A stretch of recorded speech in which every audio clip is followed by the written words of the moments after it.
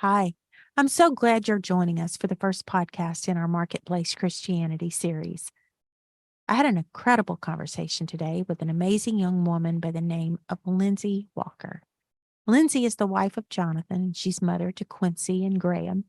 They live in Long Island, New York, and they assist Pastor Doug and Vicki Davis at Bethel United Pentecostal Church.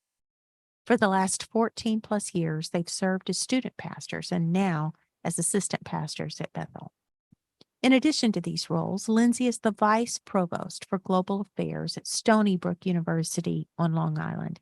She holds a master's degree in business administration, and her global travels as an undergraduate and graduate student allowed God to open a series of amazing professional doors.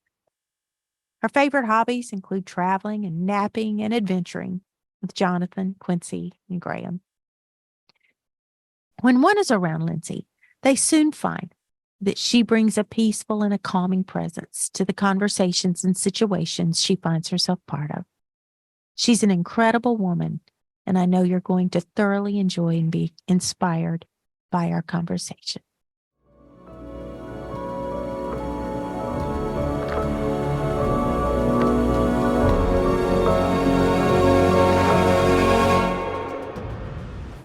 Well, Lindsi, it's great to see you this morning. It's good to have you on the show, and just very delighted that you are among our first guest here. So Thank you so much. I appreciate the honor and the ability to get to share with you. Well, I've long been a fan, a Lindsi Walker fan. So if you did something on stage and I had the opportunity, I'd be in the front rows, swaying and waving my arms because I'm a Lindsi Walker fan. So I want you just to kind of start by telling us like your story. Where I know we're both Louisiana girls. We both grew up in Louisiana. And so talk about your journey, your education journey, your spiritual journey, your marriage, and how you ended up in New York, and just kind of tell us your story. Yeah, it really, not to like over spiritualize from the onset, but it's really a God thing. And you would know this in that I grew up in a town in Louisiana of like 3,000 people, maybe one stoplight. And the fact that now I live in New York Metro and have for almost 15 years is just, it's a God thing. And it shows us why God often doesn't reveal large segments of our life and our future to us, because it would terrify us. Right. But yet he's led me to this point. And it certainly is a God thing, not without challenges and difficulties and failures and tough seasons. But it really has been a God thing. So I grew up in Louisiana. I graduated with my bachelor's degree. Jonathan Walker is my husband, and I moved to Cincinnati, where he was from. And that is when I started my master's in business administration there. Once I moved there, and I worked at the university where I went for my MBA. And that was really the start for me of God unfolding doors that I didn't even know to pray for or to ask for. And so as part of my MBA program there, when I was in Cincinnati, I got the opportunity to participate in something called the European Summer School of Advanced Management. And so I could go to Denmark for a month in the summer, and it took the place of my thesis. And it was just an opportunity to study and really learn in a hands-on environment of working with different corporations and businesses in various parts of Europe. And so we prayed about it, and we decided it was right. Honestly speaking, from the flesh perspective, it was free, right? I had won this opportunity to go, so it was fully paid for. So that helped in our decision-making process. But what neither one of us really realized was that was the start of God unfolding and revealing doors that we wouldn't even know would be opened in the future. So I participated in this amazing program, a wonderful experience. Then God relocated us to Long Island, New York. So something that obviously we didn't foresee happening. We never thought we would be outside of kind of the South Midwest area. But God, in kind of his divine orchestration, moved us to Long Island, and we have been at Bethel United Pentecostal Church since 2008. We've been here under the Davises. And that's when my first job on Long Island I got because I had an international education experience. And so it was in that moment when I realized, okay, like you're working this out for us and you're orchestrating these steps. And my next job here on Long Island was with Stonybrook University, where I still work now.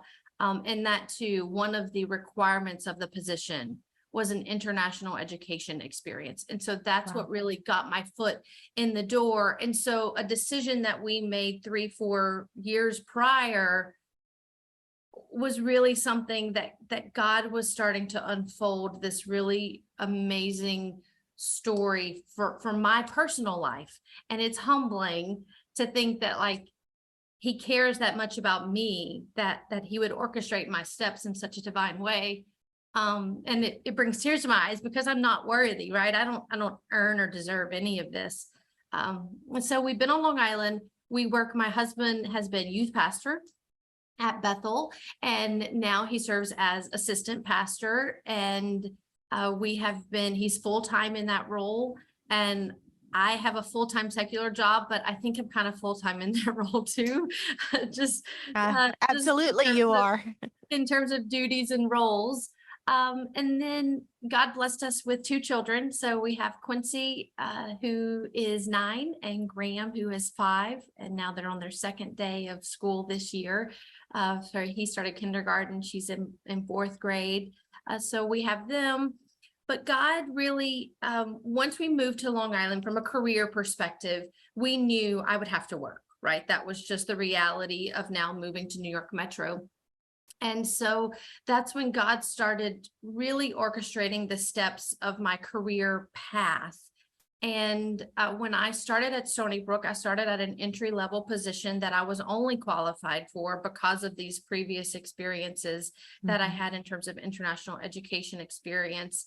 And then within a year, they asked me to be the director of our Visa and Immigration Services office, which is like immigration compliance for the university.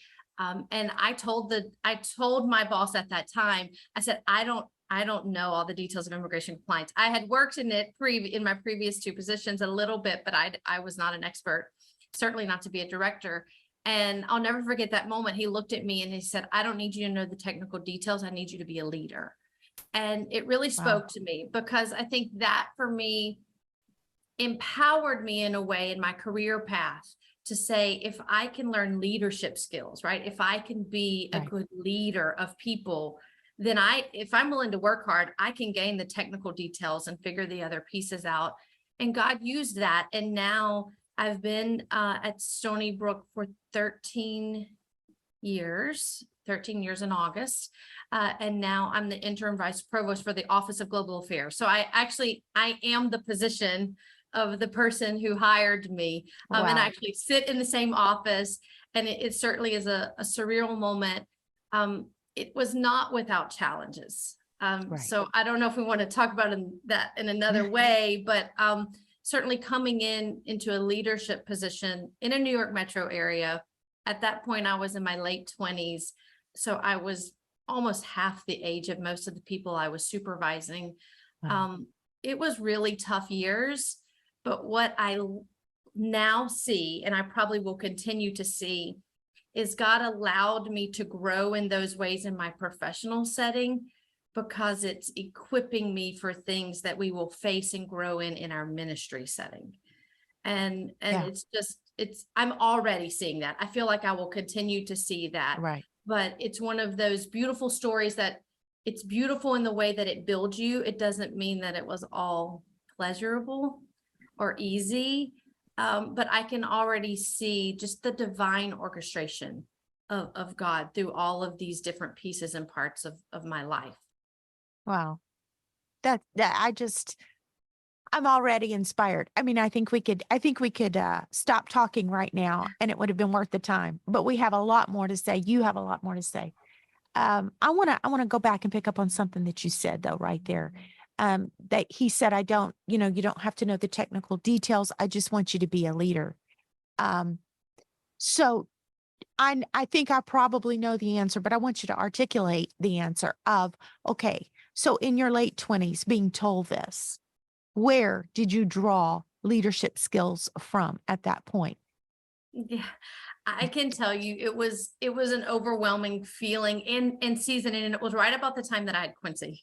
So it's like God is like playing, like just Yeah. he's really throwing me out there, right? And so it was an interesting time, and but in that moment it felt overwhelming, but yet I also felt such a godly confidence, right? That this had Mhm. to be orchestrated by Mhm. him. I didn't have Mhm. political pull. I didn't know people. My parents weren't in the system in New York. I didn't have any of that. So Mhm. I knew in my spirit it was divinely orchestrated of him. So that I felt like gave me a confidence. And Mhm. then in terms of learning and what did I do? I felt like I had been gifted with seeing this exhibited through so many mentors and people in my life. Most Mhm. of that being spiritual mentors and people in my life, where Right. I had the privilege to watch them lead in spiritual settings, but yet it's really applicable in professional settings because people's Yes. needs and their feelings at the core are really the same. And obviously Yeah. now I'm not preaching scripture to them in my professional setting, but a way of having a firmness, but yet an empathy and a sympathy, and finding these balances is something. Obviously reading books and all of those things help, but really watching people that God has put in my life as people to look up to and mentors, I could really pull from that and draw from that. And that's why for me, the ministry side of things and the career side of things, I've always seen so beautifully intertwined because I feel like I get to gain from both. And I also think there's things I've learned on the professional side that absolutely make me better on the ministry side. Right. But in this case, I think that's where I really had to learn and glean from and watch and then see how can I apply this in this professional setting. It was overwhelming at times.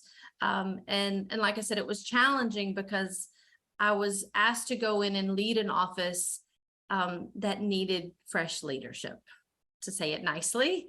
And so that's a challenge for anyone to come into that type of situation and then to do that when you're only in your, late 20s.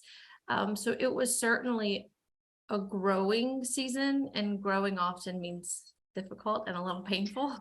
But I've Always. learned, I've I learned so much. I mean, I came home and cried many tears privately, but I think that's Mhm. part of the learning too, right? Is when you're there and in that moment, Absolutely.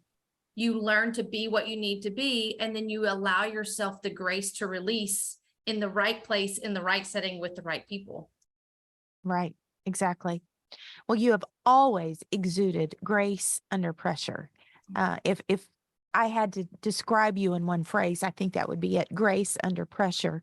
So I'm sure that when you entered into that role, even though you didn't feel qualified or prepared, I'm sure that that grace under pressure is probably what endeared you to so many. You touched on in your answer right there, you touched on the fact of the empathy and the sympathy. And the thing is so many people in a secular environment have never felt sympathy or empathy in that environment. And they honestly don't. I think we take for granted in the church world the fact that that is just kind of part of our atmosphere. And in a secular environment, it's not there. So whenever they encounter that, I think that that goes a long way. You can make all kind of mistakes, but if you care for people, that's what matters the most to the people, Right. you Absolutely. know? It has made such a difference. And I think it's what then opens the door to be able to minister, right, at the right time in the right place, because then Right. if they feel like you care. So then I Yeah. have these people who come to me with very personal situations that are Hmm. outside of the scope of our professional work. And then that's when I feel like God opens the doors for me to speak, because now they're coming to me on a personal level, right? So we're outside of our professional roles. And that's when then I feel like God allows the opportunities to then really minister to them in their personal situation. But it starts with building this relationship where they feel that sincere concern, for who they are. And as Christian women, Christian men, Christians as a whole in the marketplace, I think something that it would be very important, especially to those of us who really feel a call to evangelize our world, to win our world to Christ. I feel that we would do better, for lack of a way to put it. We might do better if, instead of going into the marketplace with I've got to tell people about Jesus, I've got to show these people if we would just stop and do what you've done, take a step back and say, you know what? My call right here, right now, at this time, is to exemplify 1 Corinthians 13. Everything I do has to flow through 1 Corinthians 13. And that is what you have done. And that is how you're making your mark. We don't have to wear billboards. All we have to do is love people. And they see it, and that's what I They feel do. like God has given me this wonderful opportunity to realize how much it is so evident, right? Even just recently, over the course of the last few years, has been really challenging for this whole New York metro area. And I can't tell you how many people at work say, like, this doesn't bother you in the same way. You don't seem as stressed. And I work in global affairs. So you can imagine my world has literally been turned upside down, professionally speaking, because travel stopped and global activity stopped. And there were all kinds of stresses in terms of the revenue, right, that we create. My office creates. Most of those streams were stopped. We had to be really creative and find other ways for that. But so it was a stressful time. And just being able for people to see, like, you have a peace, right? You have a steadiness about you. I think that we can't say enough about the importance of Christians in the workplace exhibiting a steadiness in our spirits, because it's something that we just don't see, right? I come in mad today and I'm disappointed and I'm angry and I'm sad or I'm moody. And like, to me, I feel like one of my best examples is I try to exhibit a steadiness, because I think that makes me more Christ-like, so that they don't wonder, like, wait, which Lindsi's going to show up, today. And just finding ways to be the hands and feet, of Christ. I am the chief among sinners and I don't have it perfected. But even so, just 2 weeks ago, one of my directors, she is from Tanzania. She has no family here in the United States. They were all denied visas to come here during her medical crisis. And so she had a surgery a few weeks ago.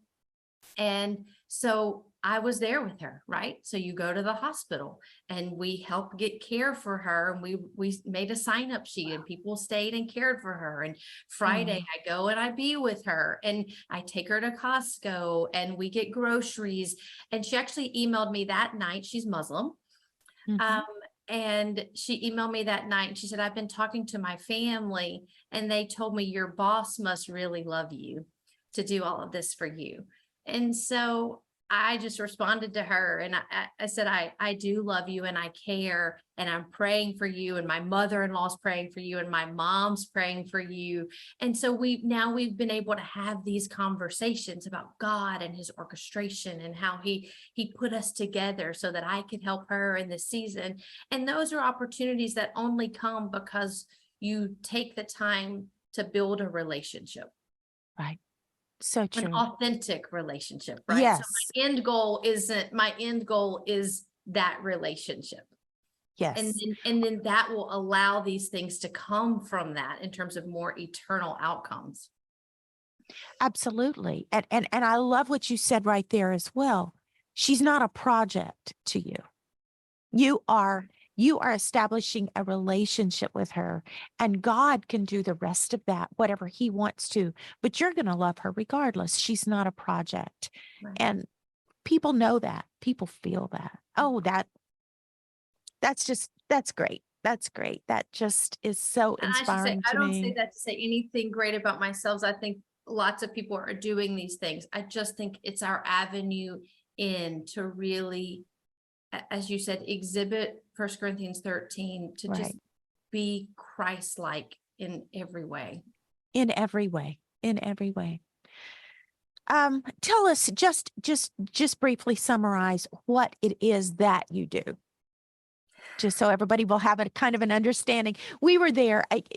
To preface this, we were with you the weekend before the pandemic, the lockdown started. We were with you there that weekend when everything was crazy and going nuts and just nobody knew what to do. And so you were in the throes of challenge with your job. So tell people, what is it that you do, and maybe kind of give us about a minute or 2 minutes of what happened that particular time during that season.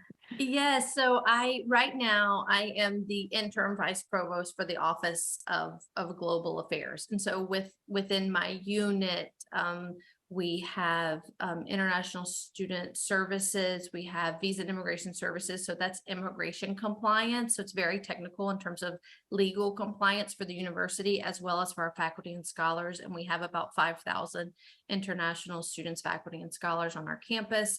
I oversee the study abroad office. We have an intensive English center, which is language training for non-native speakers. So it's really almost anything you can think of that's international that has to do with a university. It falls under my purview.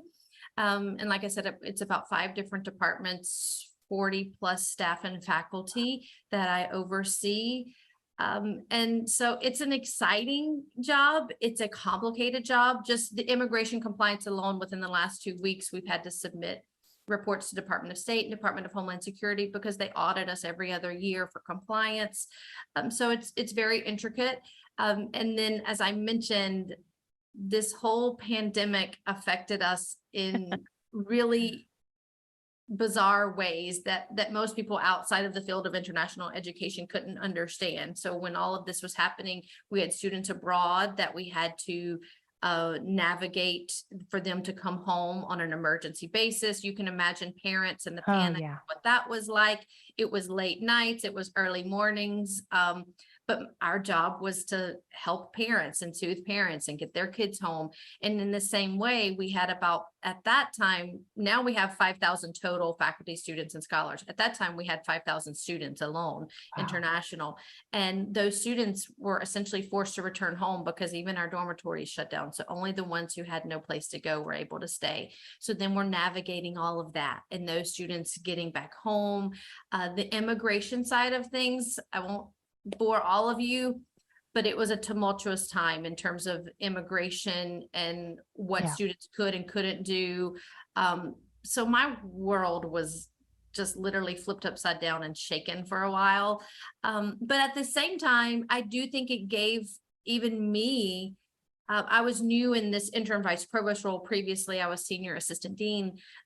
It gave me an opportunity to really lead my team with a steadiness and with an assurance that we can be creative and we can come together as a team and we can work through this.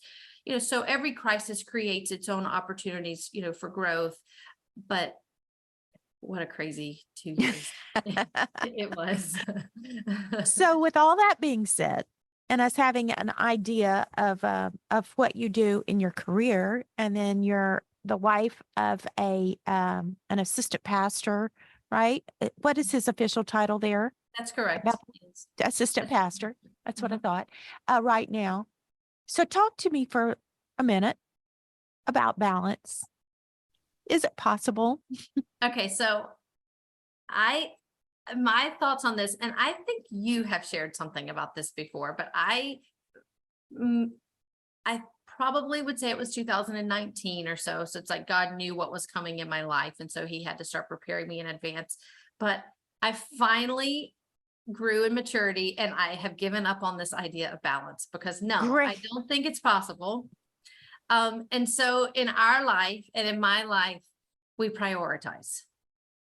And I think that's the only way I can do it, because the idea of balance is they're equal. right? And Right. there's really nothing ever in life that's of equal weight and No. priority with something else. It's No. not there.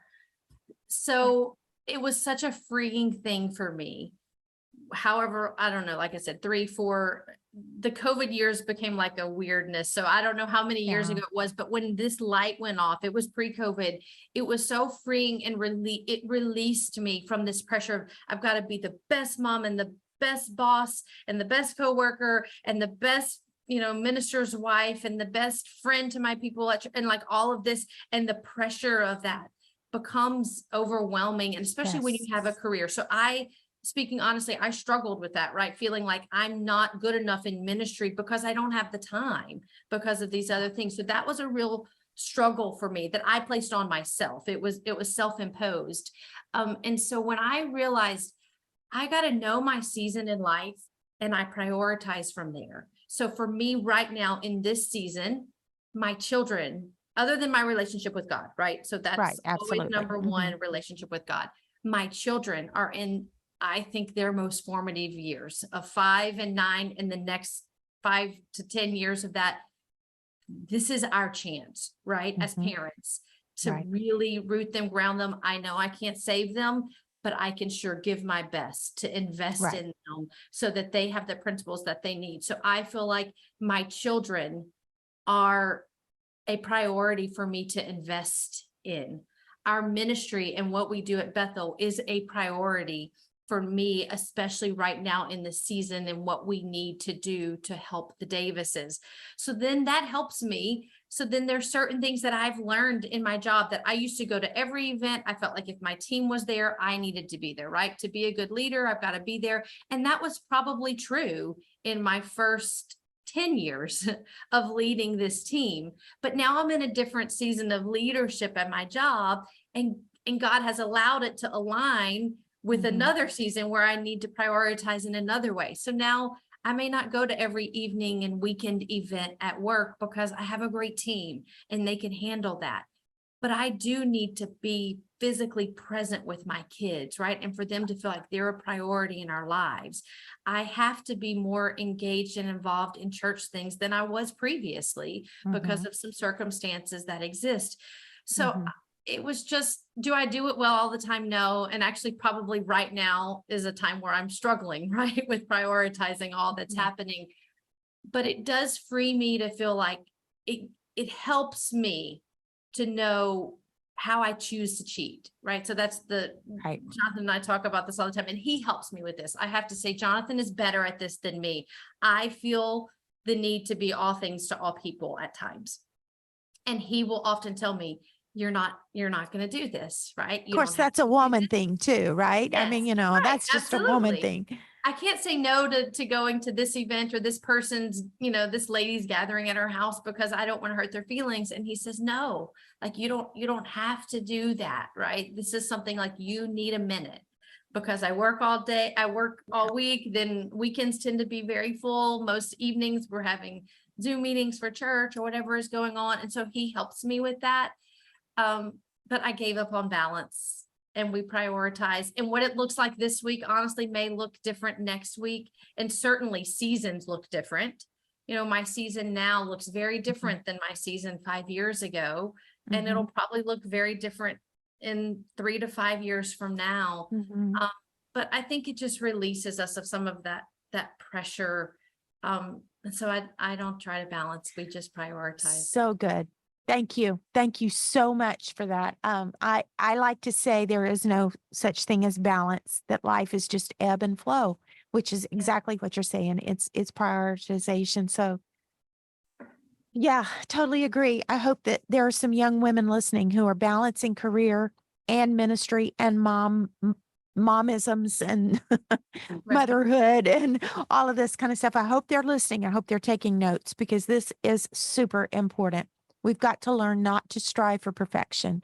We've got to learn to just strive to flow out 1 Corinthians 13 wherever we are and be steady. I loved what you said also about being steady.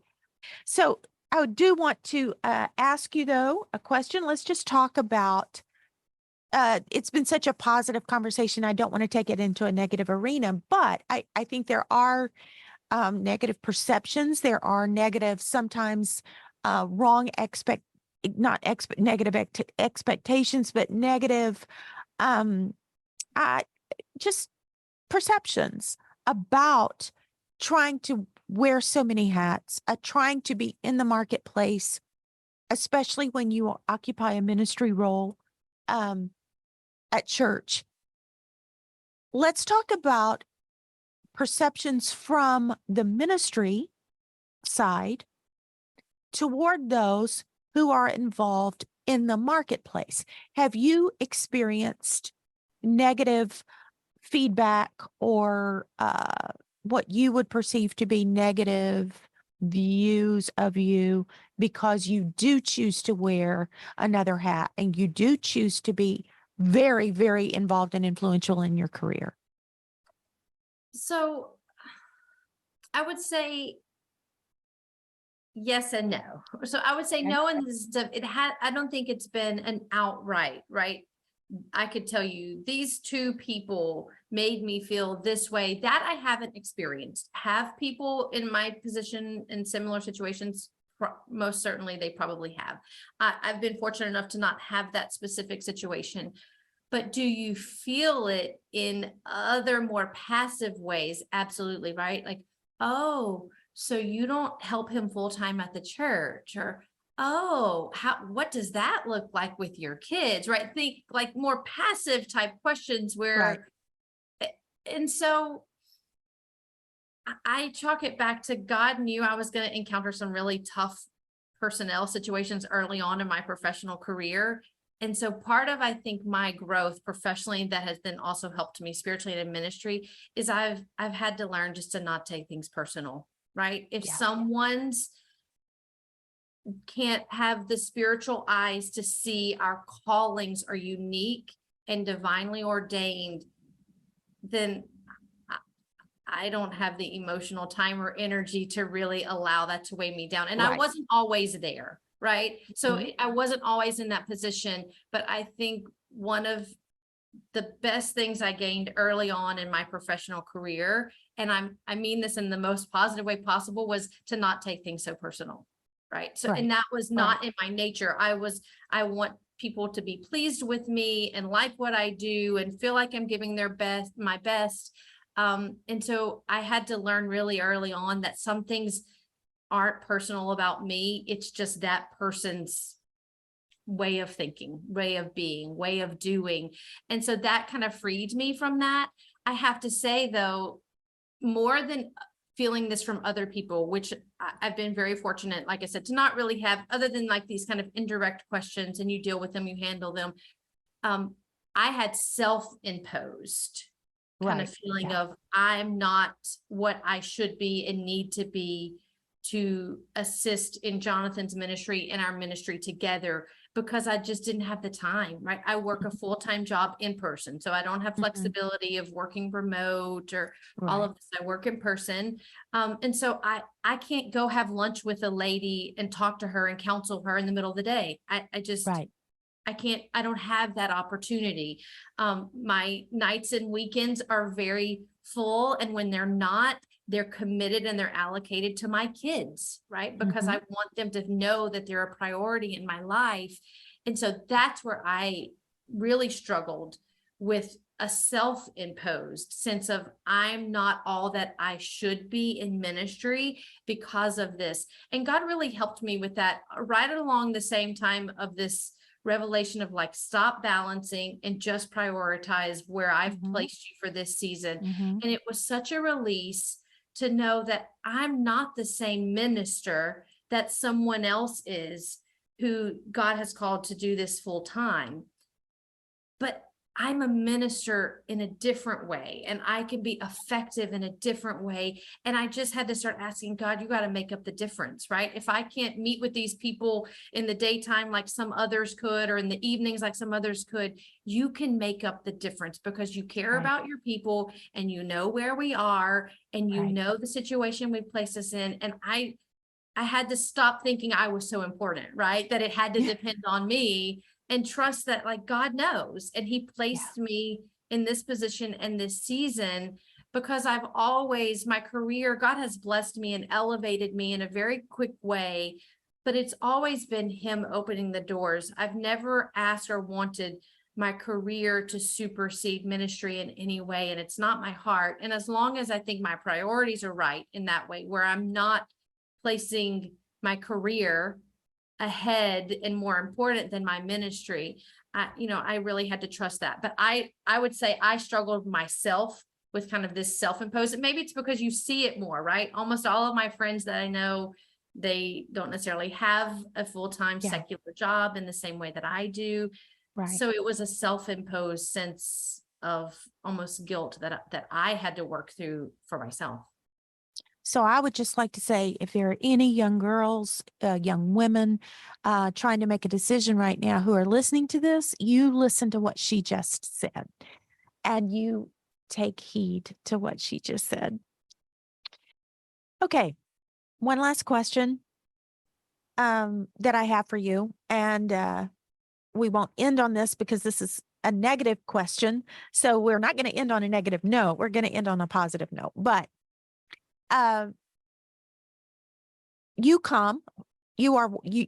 are working and ministering in a very, what we consider to be a liberal area of our country, in thought processes, mindsets, this kind of thing. So I'm sure that you, being the wife of not just a pastor, but a conservative Pentecostal pastor, has probably raised eyebrows. Number one, it's probably raised questions. What is Pentecostal? What is that? Who are you? What is this? And so I'm sure it's what raised questions in the marketplace. And so not only are you the wife of a minister, you're the wife of a conservative minister, thought to be conservative in their minds. Have you encountered any resistance among people, coworkers, peers, the surroundings of your job, even in your travels, whatever, whenever they find out? Do you feel this changes any of their perception toward you, or have you encountered this, or do you have any experiences with any of this? So absolutely. In the sense of, I work in a very liberal setting and environment. Higher education in general is, Right. and then when you throw it in the Northeast, it's probably even more so. And so I would say yes, in the sense of people almost always immediately, first of all, in the Northeast, like Pentecostal, that doesn't really mean anything to most people here. So they say, oh, is that Lutheran? Right? That's like the first response that I get. So I get an opportunity to share with them like what we believe and what it means. In some ways, I think that's an advantage, right? Because I don't have this built-in perception of this is who you are. I get the ability to share that with them. But I have to tell you, have people been skeptical at first and questioning? Yes. And certainly maybe people who are more at a distance, but the people that I work with and engage with, I think in some ways it's been the most amazing experience for my career in terms of the spiritual side of it, is because you see, like, no matter what you read in the papers and what you see on the news or whatever, I don't experience that at Stonybrook. People know who I am. We have a good relationship.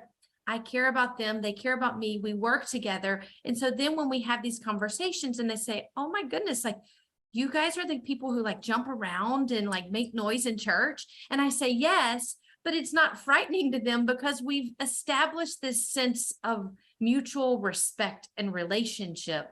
And so it's not to make things sound all roses, because it hasn't been, but I have seen such a different experience in that all the people I work with, like, they don't maybe fully, all of them don't fully understand what I believe in its totality, but they generally know. And it hasn't impacted my ability to excel in my job. It hasn't impacted my ability to be advanced in my job. It has put me in a position where I have to be willing to stand up. And so there's certain times where I've had to really share with them my belief system in a way that kind of protected me.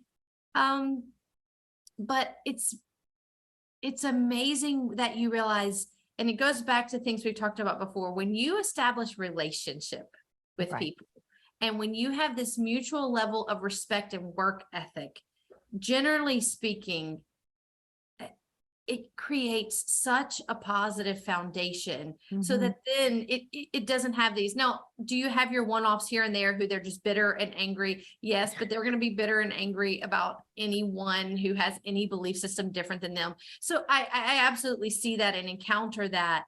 But my experience has almost been the opposite of what people would think, in that God really, I give him the credit.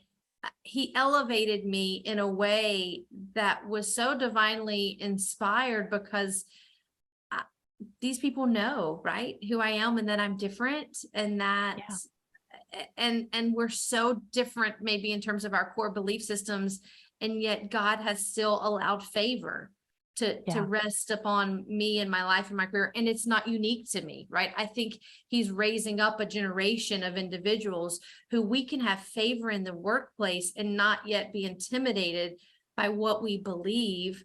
But it's also, I didn't come in, ready to pound and fist and tell them how they're wrong and what they believe. You come in, you establish relationship, you establish mutual respect, and then it creates this really healthy foundation. Like I said, I'm not pretending like it's all been perfect. It hasn't been. But you would be surprised at where I work, in the setting that I work, that I have not had those type of very critical experiences. But I do think some of that is sensationalized in certain Mhm. settings that we Mhm. see. And so Mhm. it just kind of depends on your work environment and where you are. Yeah. But I've had God has really blessed me with the people that I work with and the experiences that I've had at the Good. university that I work in. Good. And I'm sure, going back to the beginning of our conversation, I am sure that another thing that plays into that is your steadiness, you know. And so yeah, that's just very, very awesome. I think that we could probably talk all day. I would enjoy it if we could talk all day, but I would imagine you have a couple of things that you need to do today. So Speaking of so careers, yes, I'm off to speaking, meetings and yeah. interviews and evening events. So. There you go. Yeah. Speaking of careers, so I thank you so much for taking your time out of your busy career, your busy day, your busy life to share, because I know that it's going to be an inspiration to anybody who listens to this, regardless of the stage of life they're in or the place that they're in. So before we go, do you have any social media influencers that you could share that you perhaps follow for inspiration, or do you just read the word and look at your wonderful husband? So I wish I could say, yes, I just read the word and look at my wonderful husband and children, but I do fall prey to the world of social media at times. But I'll disappoint you in that I'm always hesitant to share any things or people or accounts that I follow, because I would say none of them perfectly align with my full belief system. And so I'm hesitant on that. Other than, I honestly, like, for me, social media, give me like the home decorator accounts, that stuff, that's my outlet, right? Because it just kind of frees me. The only problem is then it inspires you to spend money possibly. But so those are Yes. the things that I like to follow and look at, online. But I don't necessarily have any like specific ones that I would share, because even some that I like and they post really wonderful, inspirational things. I made this mistake not too long ago, and I said, oh, you should follow this person. They post some really great things. And then like the next day, the person posted something that wasn't awful, but I didn't necessarily agree with it. And then I was like, oh, no. You know? So Okay, the thank moral you of for that saying story that. is be careful with social media. Yes, exactly. Be very careful with social media. I don't follow anybody. I try not to follow anybody I know. If I know them personally, I try not to follow them. I think it works out better that way, because home decor, those kind of sites, that's my outlet. And so that's what I do too. So we're on the same page there. No, I couldn't recommend a social media influencer either. Now I can for home decor. For my Yes. style, I can do that, but so we won't worry about that. So, before we go, where can anybody find you online though, if they want to follow you? And is there anything else that you have that you would like to add that we may not have touched on or anything like that? So I am on Instagram, and my username or Yes, the handle, whatever username. it's called, is Lindsi C, Lindsi. It's how I spell my name, C. It is a private account, but they can request to follow me. Because I work with thousands of international students and whomever, I keep my account private. Otherwise I would have lots of friends Yes. from work. So they can follow me on Instagram. I'm also on Facebook, Lindsi Walker on Facebook. And I would just say thank you so much for the opportunity to speak. I feel like this area in this topic is something that I'm so passionate about because I have lived it and I am living it. Yeah. And I think I've had the tough seasons, I've had the hard seasons, the hard roads. I've learned a lot, but I also recognize I still have a lot to learn. And so I think that we can empower each other wherever we are on our journey. So some maybe that are younger than me, hopefully I can be an inspiration too, but then I can also learn from those that are ahead of me in this journey and really partnering together. Because I think to see revival in these last days before he returns, we're going to have to do this together, right? To be hand in hand, lifting each other up, whether you're called full-time to ministry or you're working a career and ministry, we're all in this together, really to build the kingdom of God in the way that he's called us. And so any way that I can help just be a small piece of his great story, I consider that really a privilege. And so I thank you for this opportunity to get to just share a little bit about my experiences. Well, I thank you for taking time out of your day. You're an incredible role model, incredible wife and mom and career lady and minister's wife and Christian. And like I said at the beginning, I've been a Lindsi fan for a long time. So I just thank you so much for sharing and for taking time. And this won't be the last time. We'll have more conversations in the future. Thank you so much.